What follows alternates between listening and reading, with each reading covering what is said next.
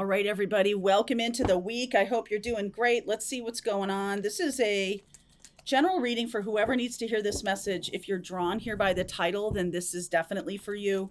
I will do an extended and I will pull cards for each zodiac sign because one of my intentions with this video this week, we have a big week coming up with the astrology. We have the Sun and Venus and Jupiter all moving into Gemini.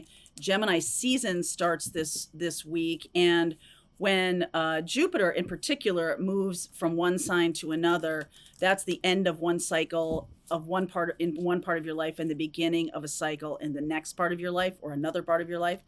So pay attention to Jupiter in Gemini this week. I just feel like this is going to be a super powerful week, not only because of that, just hey, a sign move or a planet moves from one sign to another. That's big energy.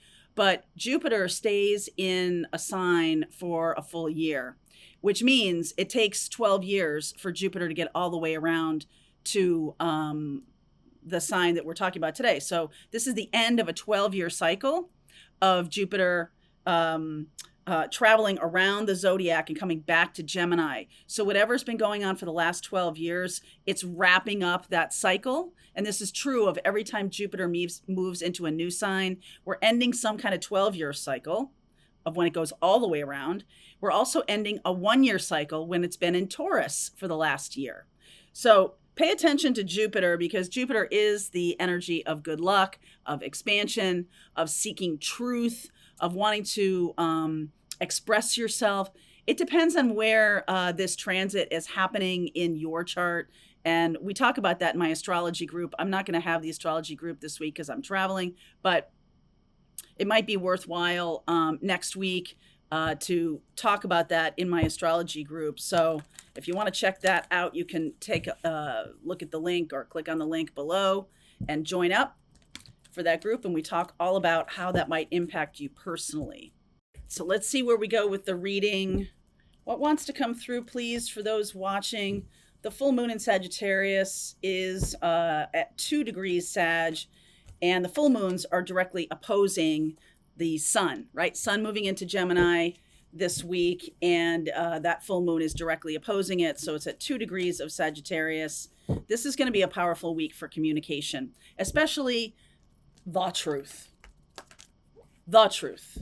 And someone's truth, you may get some kind of expression of that for you, that beautiful air and fire energy. This may happen kind of fast.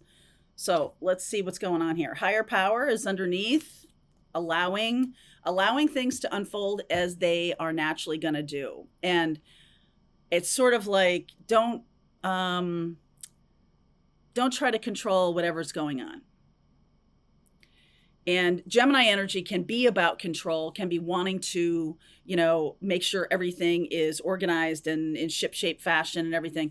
Try to expand into the energy of Gemini, which is about curiosity.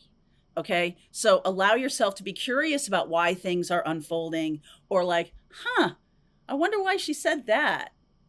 Okay. Because, Gemini can be a little bit cerebral about things and wanting to know and sort of going down rabbit holes and stuff. Perfectly acceptable in Gemini energy. Here and now, presence, being present, poised. Yeah, we're at the brink of this new cycle. Oh, look at that, exchanging gifts. So there is some kind of, I'm getting tit for tat energy. Don't know where that's coming from. But that can show up as someone says something to you and you return that energy to them. Only if it's the truth, though. Okay, you got me? So if someone says, I love you this week, it might behoove you right now to work on understanding your feelings around this person. And what's the truth of it? Being authentic in this expression of exchanging gifts is going to be extremely important. If your boss comes to you and says, I really think you are most suited to this other job. Okay. I feel like you either need to say, I need some time to think about it if you really are like blindsided by this, or if you're like, you know what, that's not at all what I want on my path. It's important to be honest. this week, especially because that Jupiter energy, that full moon, and that Gemini of sun moving into Gemini, super important to embody your authentic truth. Okay. So the Two of Pentacles underneath, here's the sun, here's the Seven of Swords, where, okay, I'm not sure I'm going to tell the truth, or I'm not sure what the truth is. It doesn't mean you're like, on purpose lying. It just can mean that you might not be aware of it yet. The Nine of Pentacles and the Eight of Pentacles suggest some work. There's some work to do in order to get you confident enough to be able to speak your truth.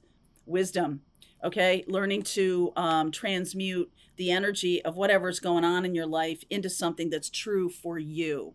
So we can have situations where we're kind of in them. And have you ever asked, like, what am I doing here? Why is this going on? Why is this happening? I do feel very strongly that Gemini energy is going to give you some tools to help you understand, like, why am I here? What's going on? Like philosophical, because the Sagittarius full moon is philosophy. And that can show up as, okay, my philosophy is about freedom of expression. And if someone is trying to squash my truth, no bueno, not going there.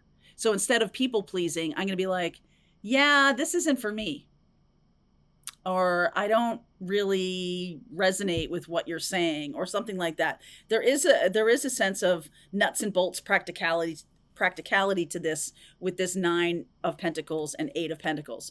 It's going to show up tangibly. It's not going to be something that's kind of ephemeral, like, just a conversation that you're having with someone, and you say something and they say something, and it's sort of like not material to your life. This is going to be very material to the next cycle. So Jupiter is going to stay in Gemini for a whole year.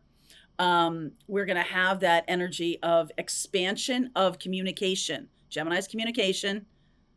Jupiter is about expansion. Okay. So also, those of you who are communicators like me, you may have a sense of my voice is being expanded, right?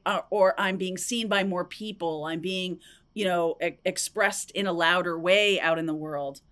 And the energy is supportive of that. So here we go. Nine of Swords. What's the matter, honey? Two of Swords. Queen of Cups.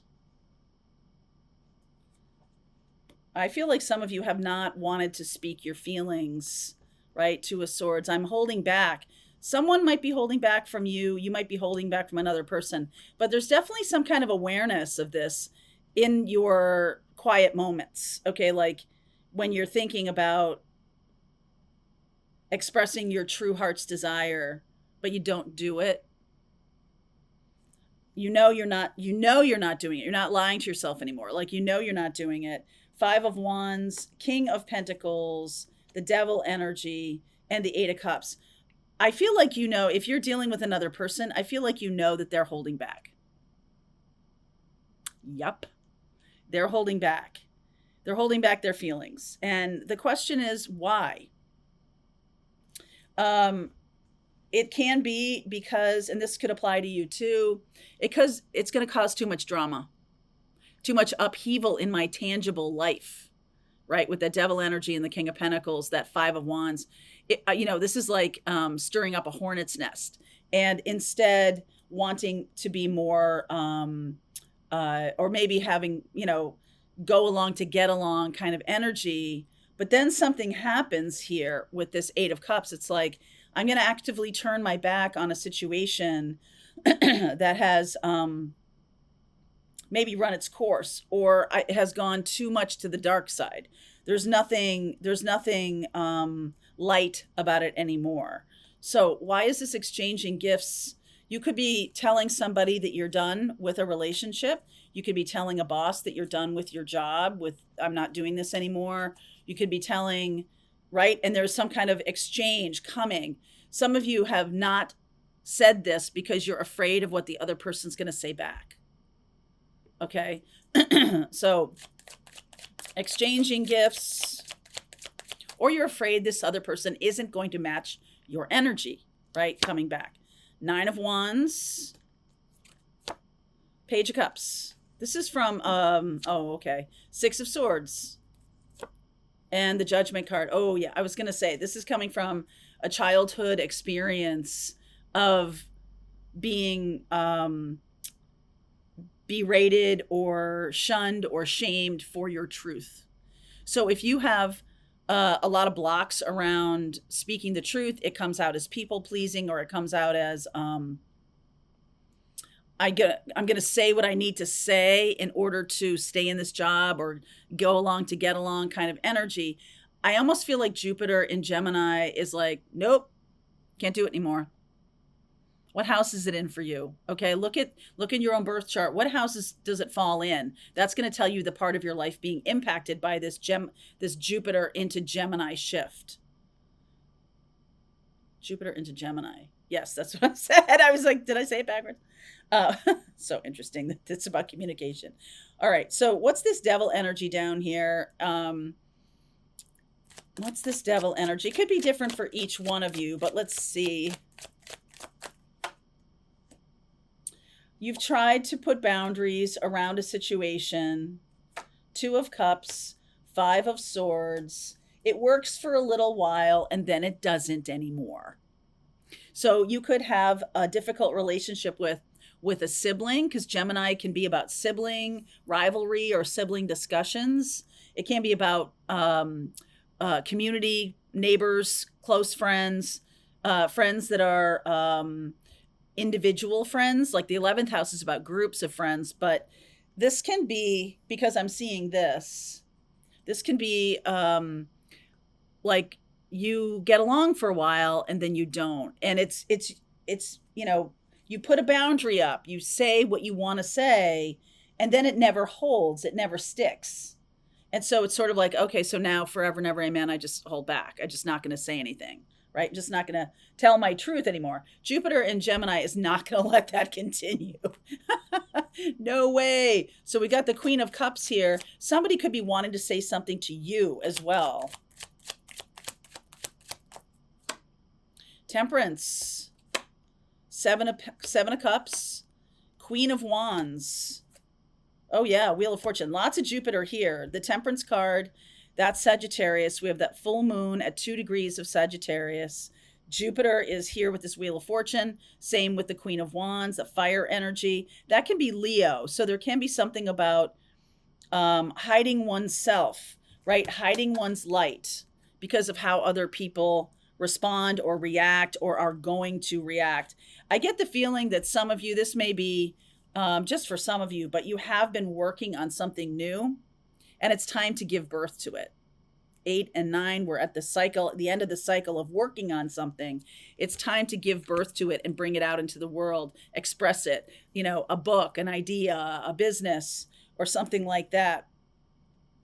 And then the 8 of Cups happens here. The 8 of Cups is about walking away from a situation that had served you in the past, but no longer does. No longer does.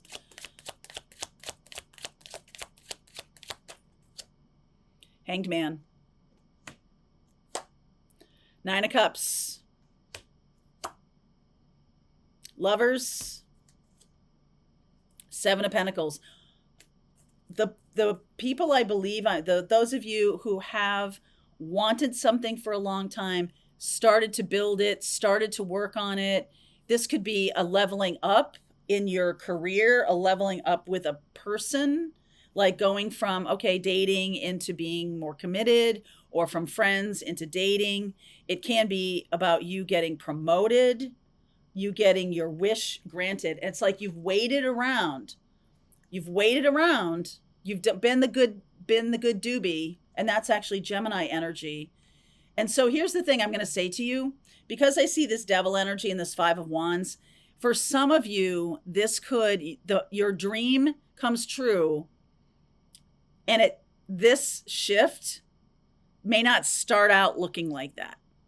Okay, this shift from the Jupiter going into Gemini and the full moon, it may start out with an awakening, an awareness of what my truth really is, It can start out kind of going sideways, like I'm looking for true love, and the person that you're with breaks it off.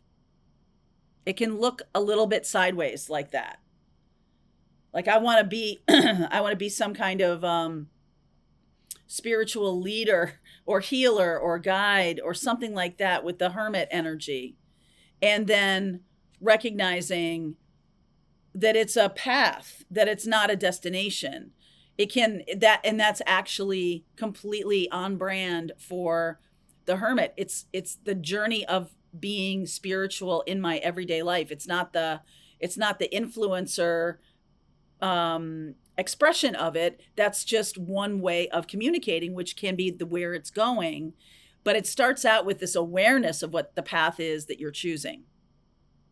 Okay, so I'm going to continue on with this reading. I will pull cards for each zodiac sign, much more spiritual. This is definitely spiritual energy, and I do love Gemini season. We're starting out Gemini season this week. So I'll talk more about the astrology and I'll go deeper into this. I'll also pull cards for each zodiac sign, see where we go. All right, link is below. If you want to continue on, I'll see you over there. All right, I hope you enjoyed that video. If it was helpful to you, please consider liking this video and sharing it with anybody who might have a need for similar kind of information. And if you like this video, check out these videos.